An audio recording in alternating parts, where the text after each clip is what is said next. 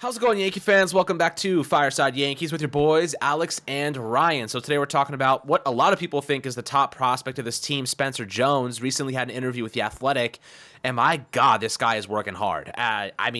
There's nobody else on this team that's working harder than this man is right now to get his stuff right. Spencer Jones, obviously, freak athlete, can play a lot of defensive alignments, could be our future center fielder. He's almost ready to be a big leaguer, right? 2025, I think that's the max. That's what we're going to see him max. We could see him this upcoming season if there's an opportunity that arises. But the major issue for Spencer Jones was his strikeout rate.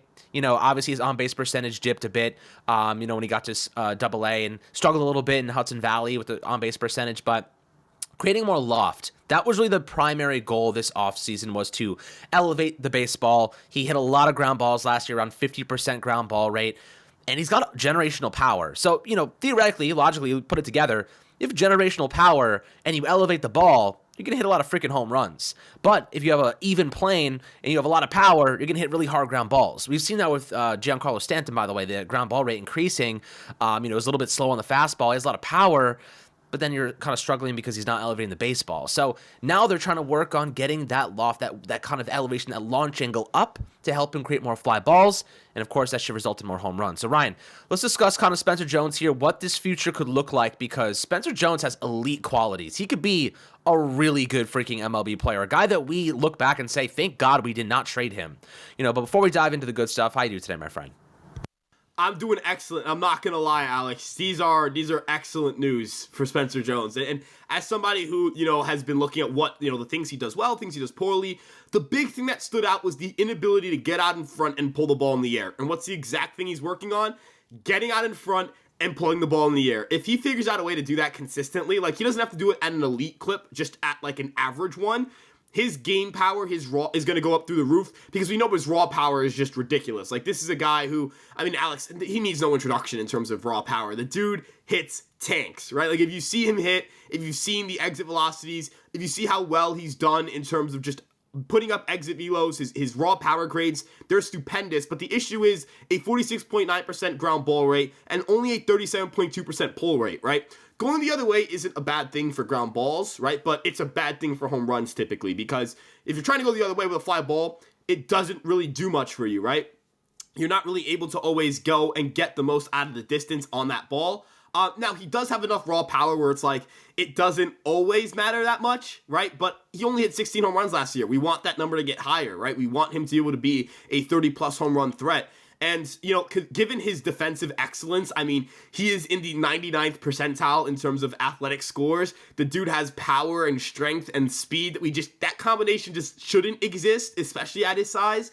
But he has that ability. And, I know that the comparisons to Aaron Judge are there. I know the comparisons to, even Giancarlo Stanton are there in terms of his ability to crush the baseball. But this is a guy who has an ability to be, one of the best defensive center fielders in baseball, and also hit 30 home runs in a season. And that type of player would be critical. That type of player would be stupendous for the New York Yankees to add. Again, I'm looking at a guy like Spencer Jones. I'm saying I already see that home run to fly ball rate was at 18% this past season. And that's a pretty good number. That's not bad. But imagine if he increases the amount of fly balls he's hitting. And imagine if he's pulling a little bit more. Maybe we get closer to 20% of his fly balls going for home runs. That would be huge. You get a 1-in-5 ratio for fly home runs to fly balls, and we're talking about a hitter who's going to challenge, for a home run crown. We're talking about a hitter who's going to do damage. His ability to hit for average is actually pretty impressive, because, again, the guy is huge and does strike out a lot, so you expect his average to not be great, but it's remained pretty solid. He hit around 260, 270 this past year. You mentioned the on-base percentage. He does have to work on swing decisions, but I can live with mediocre swing decisions if the game power is really good and if the defense is really good. If he's a guy who hits 260 and has a 330 OBP, but he's slugging 500, am I really going to care? Not really, right? That's an 830 OPS type of hitter from the left-handed side. That's a guy who could play great defense in a premium position. That's a guy who also stole over 40 bases last year. He is an aggressive base runner. He is not shy to go out there and force action. That's a 4 to 5 WAR player. And Alex, when you play great defense at a premium position, that sets you up for an MVP ceiling, right? Think of the best players to play for the New York Yankees over the last 20 or 30 years. all of them have been able to provide premium defense as well, right? Like Alex Rodriguez, when he was winning MVPs with the Yankees, he played a really excellent third base. Aaron Judge, when he won his MVP, was not only playing a strong right field, but he also looked pretty good in center field, right? And obviously when he contended for his MVP race that he probably should have won in 2017, but I'm not going to split hairs over that. He also played excellent defense in right field, so great defense, I think, not only helps your floor, but it also increases your ceiling. I mean, a big conversation that we've had about Gleyber Torres is if he was a great defensive second baseman, we probably, like, we're talking about a guy who's probably making $30 million a year, right? Like, or close to it, right? Like, that's the type of player we'd be talking about. So, great defense really helps the player's profile. And in case of Spencer Jones, in a position like center field where the Yankees don't really have a set option, like they're throwing Judge out there right now, I don't think that's a permanent solution. I don't think Dominguez is a long-term center fielder, although maybe he's competent enough out there. And then Trent Grisham, like, I don't think that the Yankees view Trent Grisham as the center fielder of the future, even though he's really young. So Spencer Jones is a unique opportunity. I know people talk about, hey, should you move him to first base? No, you don't move a premier defensive center fielder to first base. You put them in center field. You let athletes be athletes, right? And that's a big thing for this team. If you're going to be younger, if you're going to get more athletic, let these guys be athletes, right? We want Volpe pushing the envelope and stealing bases. We want Dominguez, running out, flying all around the bases. We want Spencer Jones, yes, even at 6'7". And people are going to say, what if he gets hurt? We see guys get hurt jogging. Stanton pulled his hamstring jogging. Like, that just happens. Acceleration and deceleration could cause injuries as well. We want these guys to give it their all. We want these guys to play the brand of baseball that they're comfortable playing. I don't want these guys to play scared of getting hurt. And Spencer Jones, just again, a remarkable athlete, Alex. This is huge news for the Yankees. It is. I mean, look, you kind of bring up an interesting point here when Spencer, in regard to Spencer Jones, like being a center fielder or being an outfielder, a starting level player there because of his defense as well as his offense. But the Yankees have an interesting situation unfolding here now, right? So personally, I don't think Alex Verdugo's coming back after the season. I think he was a one-year kind of guy because I don't think they're going to pay Juan Soto and Verdugo. Unless Verdugo has a really bad season and like, well, we can bring him back on a cheap deal. That's the only way I see it possible. But Juan Soto's the one you have to keep. You don't send Michael King and several other quality pitchers, Brito and Vasquez, to not make a strong push at retaining him.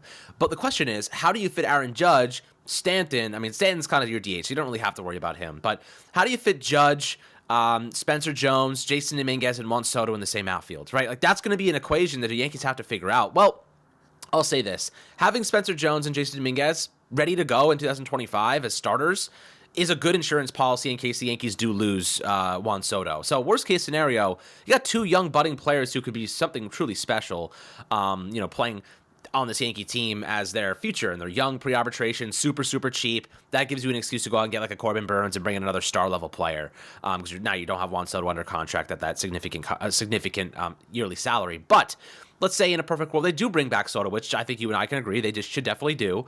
What do you do with Jason Dominguez and Spencer Jones? So there has to be some sort of position battle here where I think like you're fighting for that starting center field job. When it comes to Aaron Judge, preferably because of his size, his athletic profile, you don't want him in center field because it increases the probability of injury. You want him in a corner outfield spot. Preferably, I think right now, I think we probably both agree Judge in left field makes the most sense than Soto in right field, just because right field's the easier in Yankee Stadium, and you don't want to put Soto in a liable kind of spot defensively because he's not very good in that regard. So it makes sense to have Judge in left, where he's really hasn't played much, but I think he would be more than fine holding his own there personally. I'm not too concerned about that. But when it comes to center field, I'll ask you this: like Spencer Jones, Jason Dominguez, those two guys battling it out for the starting job. What happens to the guy that loses? Does the guy that loses get traded? Does he get moved? Or do you just hold on to him and that's your number one depth guy? Trent Grisham, best to you, but you're going to be buried behind one of those two guys. How do you think that plays out? Let's say you extend Soto. Now you have Spencer Jones, Dominguez, two top-level prospects battling it out for starters. Like, what is your kind of solution there? Yeah, so the way I look at it is, you kind of reevaluate at the deadline, right? Like if Stanton's having that rebound year and you're like, all right, we've got the DH of the New York Yankees back. Giancarlo Stanton's playing at the level he's going to play at. And look, people can throw out the idea of should the Yankees try to trade Stanton if he plays really well? I think every team in baseball would be like, we know what you're doing. We know what you're trying to offload him because you don't think he's going to be very good down the future. And maybe you could deal him. And if that's something you want, if that's something that, becomes available, you have to look into it. But let's assume the Yankees aren't trading Giancarlo Stanton and he's playing really well. Maybe you do have to move Spencer Jones, right? Like maybe it's a situation of, all right, Dominguez is here. Stanton's playing his tail off. Soto and Judge are playing as well as they're playing. Like that's what we're gonna do. Like we're gonna focus around these 4 guys, and that's our like short-term kind of situation with the outfield configuration. That's fine. But that's not the projected outcome, right? Like Stanton isn't projected to have a big time year. He's projected to be like an okay player, right? And he's older, right? Like there's that outcome where he's not very good. There's that outcome where, is Jason Dominguez necessarily a proven MLB player yet? Not necessarily, right? Like you have to wait and see on that front. How about Juan Soto? What if he doesn't come back, right? Like stuff like that. Those are all variables you have to look after. But I still think like you should look at Spencer Jones as the center fielder of the New York Yankees. And I'm going to throw a little fun comparison out here for Yankee fans. I'm going to throw this comparison out here, and I'm going to sit here and I'm going to say this is the type of guy you could end up getting. I mean, look at the hitter that Adolis Garcia was last year, right? A lot of strikeouts, 27.7%, high swinging strike rate, 14.4%. This guy goes up there and he whiffs like crazy, but he went from hitting 43.3% ground balls in 2021 to hitting just 36.8% ground balls in 2023, 46.9% fly ball rate. I mean, if you get that outcome out of Spencer Jones, you get a guy that hits kind of like that profile of, again, 245 average, 328 on base. That's not impressive. Those are both like average to below average marks, but a 508 slugging percentage for a 124 WRC plus, that's what makes Adolis Garcia, right? And we know he can play center field. He can also play right field, big arm, great range, great athlete, right? Like that kind of situation with Spencer Jones. Man, that's the type of hitter I want in the middle of my lineup. And maybe he doesn't have the dramatic flair of Adolis Garcia. We've seen him, pimp some home runs, and I can't lie, I'm a little bit envious that we don't have a player like that on our team. Well, that's a little bit disingenuous. Soto is definitely capable of doing that. But I think that if you get that type of outcome where it's, again, like, not a high OBP player, I don't think Spencer Jones will ever be that, but, like, just a huge power bat, middle of your order, hits 39. I mean, imagine a 39 home run season for Spencer Jones. Well, you've got Aaron Judge there. We've got like a 27-year-old Juan Soto there. I mean, come on, good Lord, right? Like that's the type of stuff you dream of, right? And of course you have Jason Dominguez. Let's say you have a lineup where you have Dominguez, Judge, Soto, Jones, or just like I don't even know what you do there, right? You got too many lefties. There's no such thing as too many lefties, but it's a great feeling, Like I really do think that Jones can become that, but I do think his role is in center field. Again, I have zero interest in him moving to first base, none at all. I think that's a waste of his defensive talents. I know that this is kind of crazy to float out there, but I would rather every other outfielder on the team, like literally anybody else that's currently that's currently considered as major league depth for the Yankees in their outfield, I would consider them all first base targets before I move Jones out there because I think Jones is a better defensive player than all of them in the outfield. That's, again, not really to sit here and demean anybody defensively. And yes, I'm including Aaron Judge here. I think Spencer Jones is, at this point in time, a little bit of a better defensive player. But that makes sense, right? Like he's younger. He has a little more wheels to him. I imagine when he's 32 years old, he's not going to be as fast as he is now at 22, right? But I just think Jones is such a talented defender, Alex. You have to take advantage of that. If this guy can contend, not even win, just let's just say contend for Gold Gloves out in center field with that bat. We're talking about MVP caliber upside, and I want to hammer this point home of upside because it's so important. The ability to produce, like the Yankees drafted Spencer Jones not with the hopes that he would become a solid MLB player. They could have drafted somebody else for that. They could have gone with a safer college pick, but they drafted Spencer Jones with the idea that this guy could win an MVP for them, right? That's why they drafted him. That's why they drafted Aaron Judge back in 2013. Again, not because he's a safe, sound, fundamentally everything's right type of player. It's because the dude hits bombs and there's that outcome where he becomes a great player, and he became a great player. Now they're trying it again and they think they can get a great player outcome out of Spencer Jones. And I'm not saying that he has to be Aaron Judge to be a great player. I'm just saying he has to be a pretty good hitter to be a great player, right? Because of how good the base running and defense are. And again, just having that from the left-handed side. I want to get your take on this too. It feels like the Yankees are finally more left-handed, and it feels like their farm system's more left-handed too. Wells, Rice, Jones, Dominguez, that's 4 guys right there. Back when the Baby Bombers came up in 2017, their top guys were all right-handed. So this is a nice change of pace, and I think that'll help the Yankees have more lineup balance going into the future. I mean, we complained a lot about them last year in their heavily right-handed hitting lineup, and now you add Soto and Verdugo, and this team now is very balanced in terms of the batting order.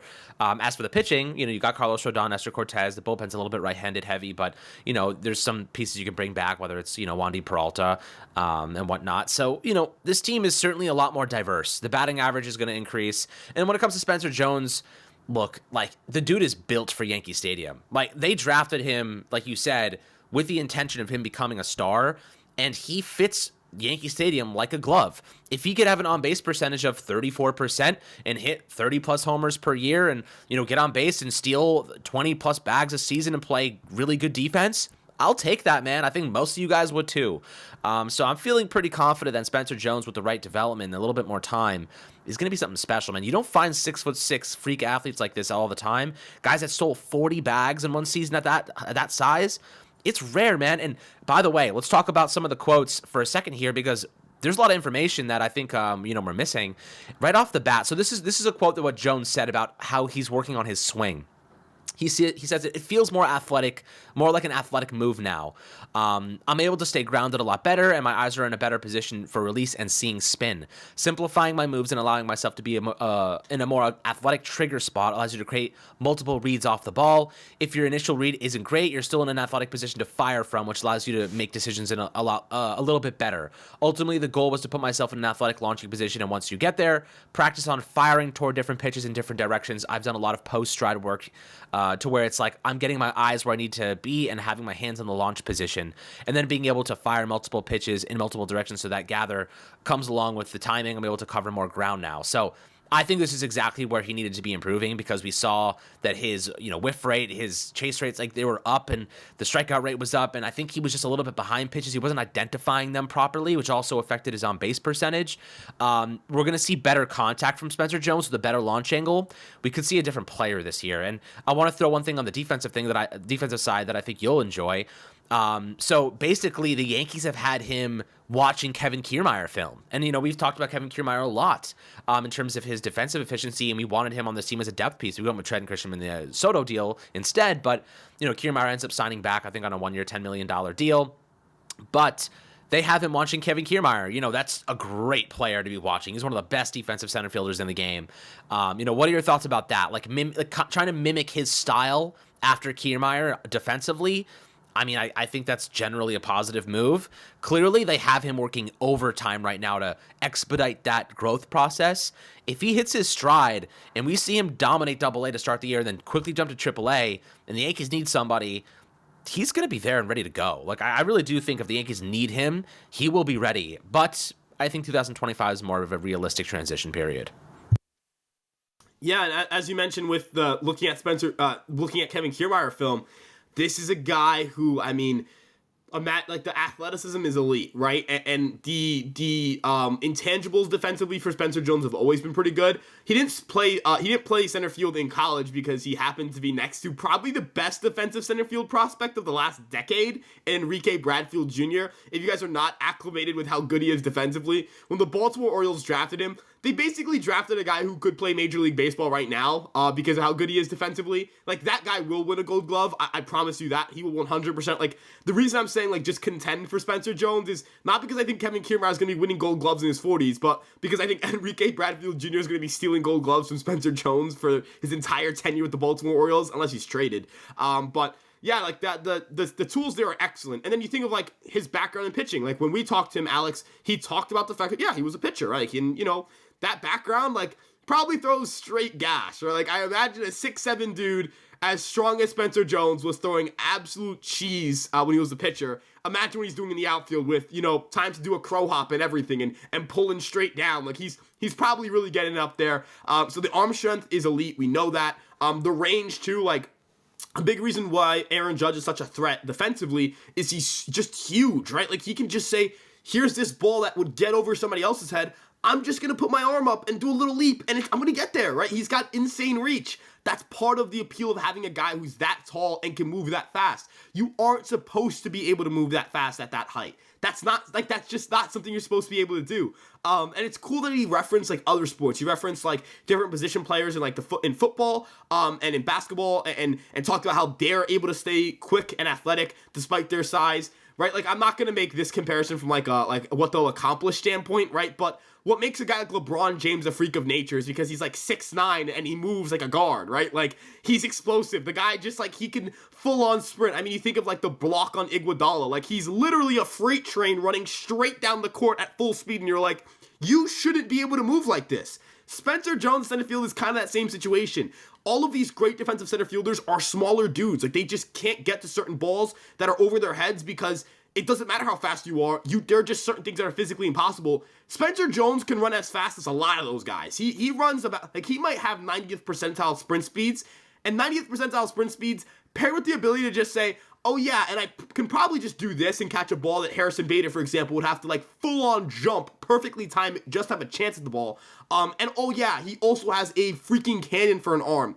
He could probably spin move, throw a ball like 90 miles an hour. So just all of the raw physical tools on top of the fact that he is a pretty decent route runner, like you can, like it's an unfair combination of defensive skills. Like if you could make Kevin Kiermaier like half a foot taller without losing any speed, he would probably have like 200 defensive runs saved in his career if he doesn't already. Like he would be like by far the best defensive player of all time. I'm not saying Spencer Jones is going to be the best defensive player of all time. That's that would be an insane claim to say. But again, he has an unbelievable physical advantage over everybody else defensively out there. So even if the route running is average, hell, even if it's below average, Alex, he's probably going to end up being a positive defender out there. So if the Yankees going to ever get consistently like positive route running outcomes, I just fear what he can do in center field. I fear for other teams. And then like looking at the Yankees defensive alignment, like Judge has a freaking cannon. Like I don't want to imagine, like I do want to imagine what it would be like for like a shallow fly ball that dunks into center field and some poor runner at second base thinks they're going to score at home and Spencer Jones just rears back and throws a laser, a frozen rope. Ball gets there a foot before the runner is even close. Like, you're just going to be able to do fun things in the outfield, and I think he's going to be a big part of anchoring the Yankees defensively out there. And with the acquisition of a guy like Harrison Bader, their trade for a guy like Trent Grisham, and their interest previously in Kevin Kiermaier, it tells me that having good defense in center field is of great importance to the New York Yankees, Alex. They really do value it, and Spencer Jones will give them the opportunity to value that, sure, but also have a good hitter. Like, no disrespect to Harrison Bader, I think he's a really good player. He was fun, he's sick, I love him, but like it just wasn't fun to watch him hit sometimes. Kevin Kiermaier, not a consistently great hitter. Trent Grisham, not a consistently great hitter. Spencer Jones could actually be a consistently great hitter. That's what you're dreaming of. That's what you're like kind of fawning at the mouth at. Absolutely. You got to commit to that upside, and I think the Yankees are holding on to him in these trade talks because of it. But guys, always happy to hear your perspectives down below in the YouTube comment section. Make sure to like and subscribe as always, and we'll catch you guys on the next Fireside Yankees episode.